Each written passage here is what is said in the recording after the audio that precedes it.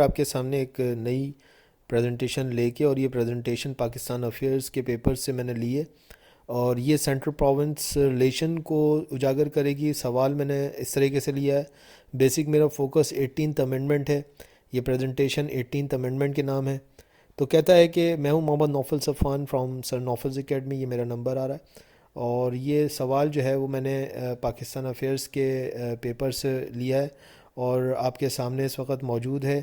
اور اس میں سوال جو آپ کے سامنے آ رہا ہے میں آپ کو دکھا سکتا ہوں۔ کہتا ہے کہ پاکستان افیئرس کے 2018 کے CSS پیپر میں آیا، کہتا ہے کہ discuss the nature of centre province relations under the 1973 constitution. وہ کہتا ہے کہ نیچر بتائیے، جو ریلیشن کی نیچر ہے سینٹر اور پروونس، یعنی کہ فیڈریشن گورنمنٹ اور پروونشل گورنمنٹ، ان کے درمیان جو ریلیشن ہے وہ کیا ہے۔ تو میں نے اس کا ایک چھوٹا سا جواب یہاں پہ دیا ہے کہ after 18th amendment the nature of central province relation is based upon equality and respect. تو یہ آپ کو پتہ چل گیا کہ اس کی نیچر جو ہے ایکویلٹی کی بنیاد پہ، رسپیکٹ کی بنیاد پہ ہے، کوئی چھوٹا نہیں ہے، کوئی بڑا نہیں ہے، سب اپنے اپنے کردار کو نبھا رہے ہیں، سب اپنے اپنے جو ہے وہ ذمہ داری کو نبھا رہے ہیں، اور اگر یہ سوچ رہے گی تو یقیناً ایک ریاست جو ہے وہ فلاحی ریاست بنے گی، اور ایک ریاست جو ہے جہاں کے عوام جو ہے وہ فلورش کریں گے۔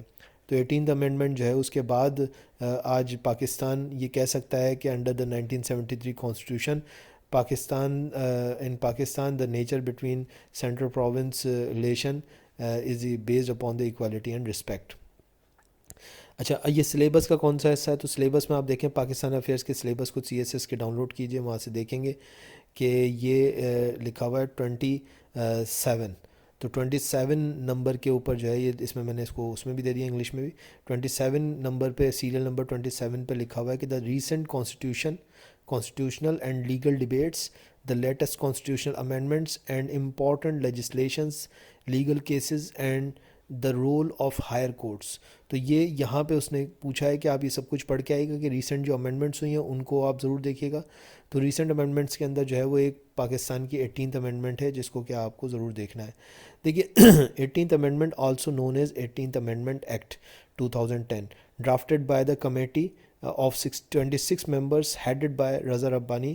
کھر صاحب ہیں، یہ بہت بڑے قانون دان ہیں، ان کا تعلق پیپلز پارٹی سے، یہ 18th امینڈمنٹ پیپلز پارٹی نے پروپوز کی تھی۔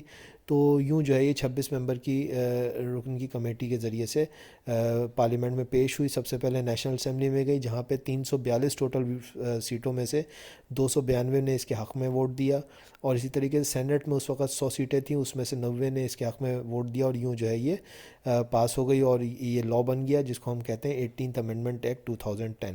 اور اس کے ذریعے سے کانسٹیٹیوشن میں امینڈمنٹس ہو گئیں۔ اس کی مین فیچرز کو میں بعد میں دیکھوں گا۔ ایک چیز اور آپ کو بتانا چاہوں گا کہ اس کا جو مین فیچر تھا اس کانسٹیٹیوشن امینڈمنٹ کا، وہ پروونشل آٹونومی تھی، یعنی کہ پروونسز کو جو ہے مزید اختیارات دیے گئے تھے، جو کہ پہلے فیڈریشن کے پاس تھے، وہ اختیارات اب پروونسز کے پاس چلے گئے تھے۔ تو وہ کیا تھا ذرا سن لیجیے کہ the constitution of Pakistan 1973 divided the legislative power between the center and provinces by delineating two legislative lists۔ Schedule 4 ہے یہ، اور اس کے ذریعے سے وہ 2 لسٹیں بناتا ہے، جس کے ذریعے پاکستان کی ریاست کے جو اختیارات ہیں وہ سینٹر اور پروونس کے درمیان میں ڈیوائڈ ہو جاتے ہیں۔ تو آپ کو پتہ چلا کہ نیچر ہے جو پاکستان کے جو کانسٹیٹیوشن کے تحت ریلیشنز کی ہے وہ اس جگہ پہ ہے، اور یہ شیڈول 4 ہے اس کا، اور یہ بتاتا ہے کہ کس طریقے سے ایک پروونس اپنی فیڈریشن کے ساتھ رابطے رکھے گا، کیا حقوق ہیں جو کہ فیڈریشن کے اور کیا حقوق جو ہیں وہ پروونسز کے ہیں۔ پہلے یہ تھا کہ فیڈریشن کچھ حاوی دکھتی تھی اور بہت زیادہ اس کے پاس پاورز تھے، جو کہ 18ویں ترمیم کے بعد اب صوبوں کے پاس آ گئے۔ کہتا ہے federal legislative list part 1 59 items ہیں، پارٹ 2 جو ہے اس کے 8 آئٹم ہیں۔ تو یہ اگر آپ اس کو دیکھیں تو اگر ہم اس کو ٹوٹل کریں گے تو یہ 67 آئٹمس بن جائیں گے، ٹھیک ہے جی۔ تو فیڈرل لیجسلیٹو جو پارٹ ہے اس کے اندر تو 67 ہیں، یہ تو فیڈریشن کے پاس ہیں، ٹھیک ہے جی۔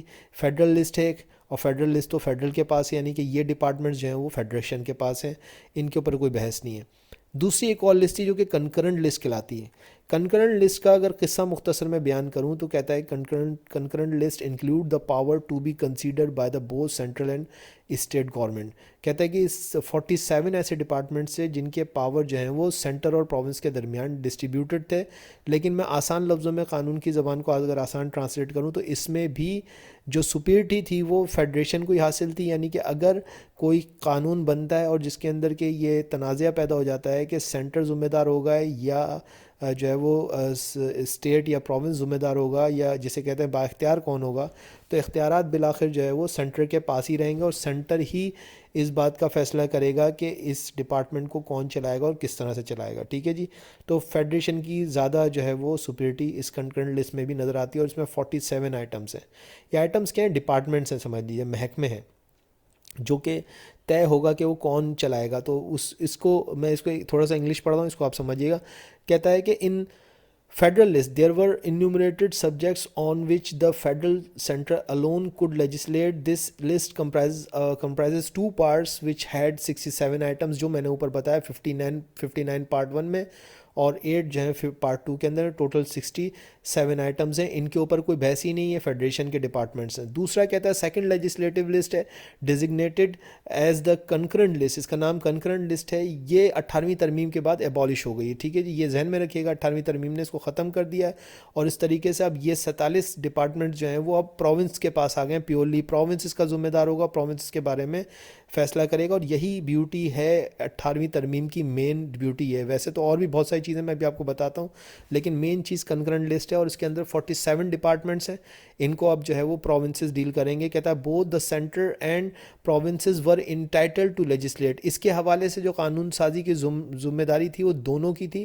پہلے جو ہے وہ اس کے اوپر اختیارات جو تھے وہ دونوں کے تھے اور اس اختیارات کے اندر بھی but it was also laid down in the constitution that in case of conflict between the laws made by the center and provinces with respect to a subject in the concurrent list, it was the federal law which was to be prevailed.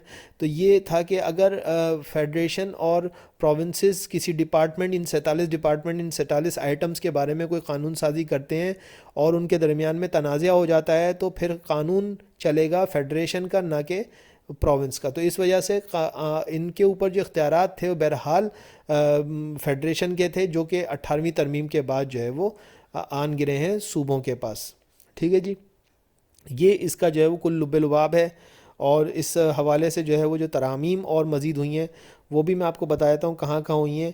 Main feature جو تھے concurrent list کے وہ یہ تھے کہ اس نے provincial autonomy دی, provinces کو جو ہے مزید اختیارات دی. آٹونومی نہ کہیں تو آپ اس کو یہ کہہ لیں کہ جو ہے وہ اختیارات مزید جو ہے امپاور کیا گیا پروونسز کو.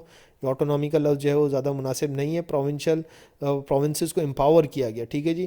اس کے ساتھ ساتھ کہتا ہے کہ NWFP replace by the KPK. پہلے جو خیبر پختونخوا کا پرانا نام تھا NWFP North West Frontier Province, اس کو ریپلیس کر دیا KPK سے. بلوچستان کی اسپیلنگ صحیح کی گئی ہے, اب اس کو اس بلوچستان کی اسپیلنگ سے لکھا جا رہا ہے جو کہ لوگ پسند کرتے ہیں یا جو یہاں کے اندر رائج ہے. اسی طریقے سے سندھ کی اسپیلنگ کو چینج کیا گیا ہے اور اس کو سندھ کر دیا گیا ہے H کے ساتھ. تو آپ یہ کہہ سکتے ہیں کہ 3 پروونسز کے نام چینج ہوئے ہیں. اگر آپ سے کوئی ایگزام میں پوچھے تو آپ کو پتہ ہونا چاہیے کہ 3 پروونسز کے نام چینج ہوئے ہیں. صرف KPK کا نہیں ہوا ہے بلکہ بلوچستان اور سندھ کا بھی نام چینج ہوا ہے, حالانکہ وہ صرف ساؤنڈ میں وہی ہے اور صرف اسپیلنگ میں چینج ہے, لیکن بہرحال تینوں کا نام ٹیکنیکلی اور قانونی طور پہ تینوں کا نام چینج ہوا ہے. اس کے علاوہ جو ہے وہ انہوں نے ایک اور چیز یہ کی گئی کہ اب any person abrogated the constitutional shall be answerable to court as traitor as a high treasonal trial کا اس کو سامنا کرنا پڑے گا کہ اگر کوئی شخص جو ہے وہ آئین کو توڑے گا. خاص طور پہ آپ جانتے ہیں کہ یہ کس حوالے سے بات ہو رہی ہے کہ پچھلے دنوں آپ نے دیکھا کہ کچھ حکمران جو ہیں انہوں نے آئین کو توڑا, اپنے اختیارات کو کراس کیا اور پھر جو ہے وہ کئی سال تک پاکستان کے اوپر ایز اے ڈکٹیٹر حکمرانی کرتے رہے. تو اب اگر ایسا کوئی شخص کرے گا تو وہ غدار تصور کیا جائے گا اور اس کے خلاف جو ہے وہ عدالت میں غداری کا مقدمہ کیا جائے گا. اور یہ 6 آرٹیکل کو امینڈ کیا گیا اس کے لیے. فریڈم آف ایسوسیشن, یعنی کہ اب کوئی بھی شخص اپنی پارٹی بنا سکتا ہے, کوئی ایسوسیشن بنا سکتا ہے, یہ اس کو جو ہے وہ اختیارات دیے گئے ہیں 17ویں آرٹیکل کو جو ہے امینڈ کر کے. ٹھیک ہے جی, یہ رہا, یہ اس جگہ پہ دیکھ سکتے ہیں آپ. اس کے ساتھ ساتھ فری ایجوکیشن 5 سے 16 سال تک کے بچوں کو پاکستان میں فری آف کاسٹ ایجوکیشن دی جائے گی. اس کے علاوہ prime minister will inform all decisions and policies to president.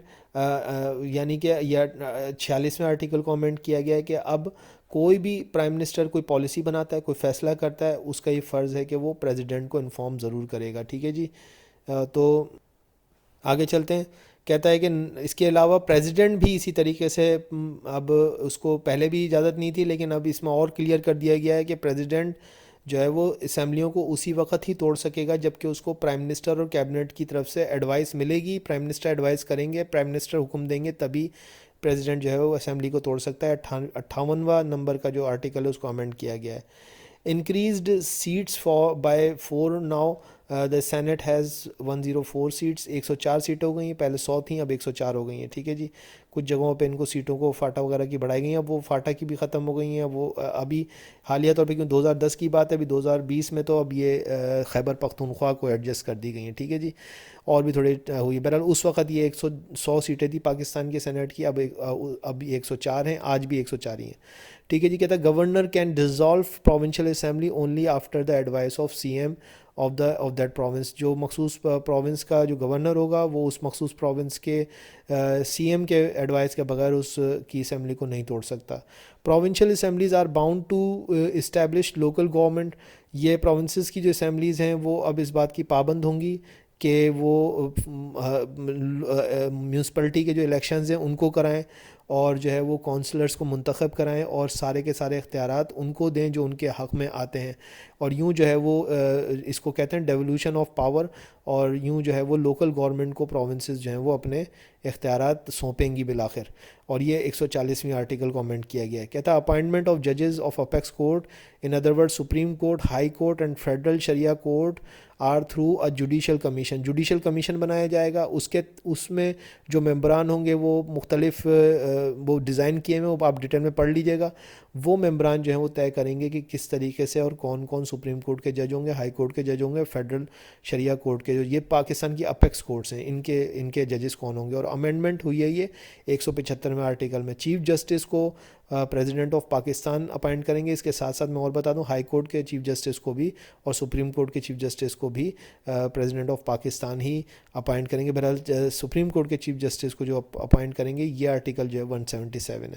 اس کے علاوہ تھرڈ ٹرم میں جو پہلے پابندی تھی کہ کوئی شخص پاکستان میں 3 دفعہ وزیر اعظم نہیں بن سکتا, وہ بھی اسی امینڈمنٹ 18th امینڈمنٹ کا حصہ ہے. اور اب پاکستان کے اندر 3 دفعہ بھی پرائم منسٹر بن سکتا ہے کوئی شخص, اور اسی طریقے سے جو ہے وہ 3 دفعہ وزیر اعلیٰ بھی بن سکتا ہے, سی ایم بھی بن سکتا ہے.